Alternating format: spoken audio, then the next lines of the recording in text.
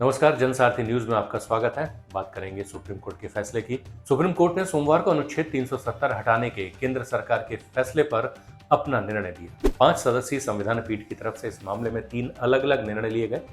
Chief justice DY Chandrachud ने फैसला पढ़ते हुए कहा कि जम्मू कश्मीर से अनुच्छेद 370 हटाने का केंद्र सरकार का फैसला बरकरार रहेगा।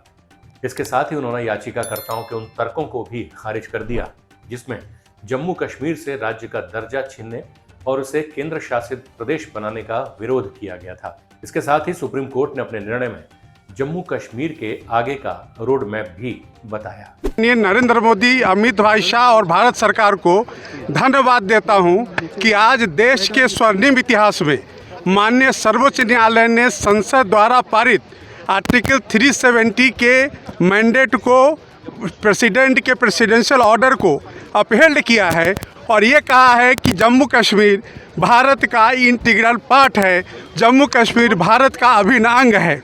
ये भारत के इतिहास का आज एक स्वर्ण बहुत ही सुंदर दिन है कि आज माननीय सर्वोच्च न्यायालय ने भारत सरकार के निर्णय पर मोहर लगा दी।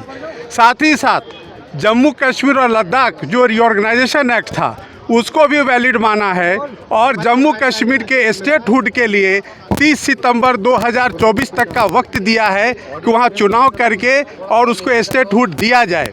आज जिस बात की लड़ाई भारतीय जनता पार्टी और RSS 1947 से लड़ती चली आ रही थी कि जम्मू कश्मीर भारत का अभिन्न अंग है, आज उस आदेश पर उस पे मोहर लगा दिया है भारत का सर्वोच्च न्यायालय सुप्रीम कोर्ट ने। जो जम्मू कश्मीर की संविधान थी उसको भी एब्रोगेट करने को वैलिड माना है और सुप्रीम कोर्ट ने अपने फैसले में स्पष्ट कहा है कि भारत का जो संविधान है वो जम्मू कश्मीर में अक्षरशः अप्लाई होता है। जो 356 का जो प्रेसिडेंशियल आदेश या जो प्रेसिडेंट का जो आदेश है उसको भी वैलिड माना है। उसके तहत किए गए सारे कार्यों को जम्मू कश्मीर के परिप्रेक्ष्य में वैलिड माना है। सर्वोच्च न्यायालय ने यह भी कहा है कि पार्लियामेंट सुप्रीम है और पार्लियामेंट कोई भी कानून जम्मू कश्मीर के संदर्भ में बनाती है वह संवैधानिक है, उस पर किसी तरह का हस्तक्षेप नहीं हो सकता है। तो इस तरह से जम्मू कश्मीर के परिप्रेक्ष्य में आज का जो माननीय सर्वोच्च न्यायालय का जजमेंट है वह एक ऐतिहासिक जजमेंट है और माननीय नरेंद्र मोदी के नेतृत्व में केंद्र सरकार का जो निर्णय था 2019 में उस निर्णय को बिल्कुल संविधान सम्मत और उसको कानूनी माना गया है। इस तरह से आज का जो फैसला है वो भारत के आवाम के लिए, भारत के लिए और भारतीय संविधान की बहुत बड़ी जीत है। हमारे साथ 53 में प्राइम मिनिस्टर गिरफ्तार हुआ है, 65 में सदर रियासत और प्राइम मिनिस्टर को खत्म किया गया। हमारे साथ एरोजन हुए हैं, जम्मू कश्मीर में 1 लाख लोग मारे गए हैं।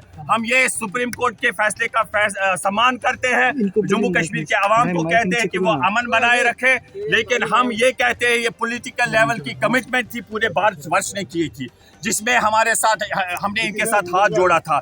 ये एक पॉलिटिकल नेचर का मसला है, हम कानूनी तौर भी लड़ेंगे और अवामी सतह पे ये हमने पहले से कहा है और अवामी सतह में जब हम लड़ेंगे हम पूरे देश में घूमेंगे। Kannan Gopinathan IAS officer resign किया हमारे राइट्स के लिए। ये गांधी जी का देश है। मेरे वालिद साहब मारे गए हैं, गोलियों के शिकार बने हैं, ये हमें देशद्रोही कहेंगे?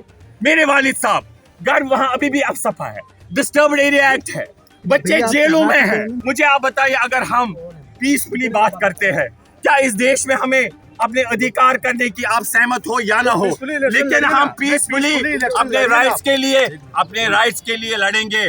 वाजपेयी जी ने कहा इंसानियत, जमहूरियत, कश्मीरियत में हम कश्मीर को सुलझाएंगे। मेरे भाई 3 युद्ध कश्मीर में हुए, कल एक पुलिस ऑफिसर मारा गया, अब सपा है, डिस्टर्ब्ड एरिया एक्ट है।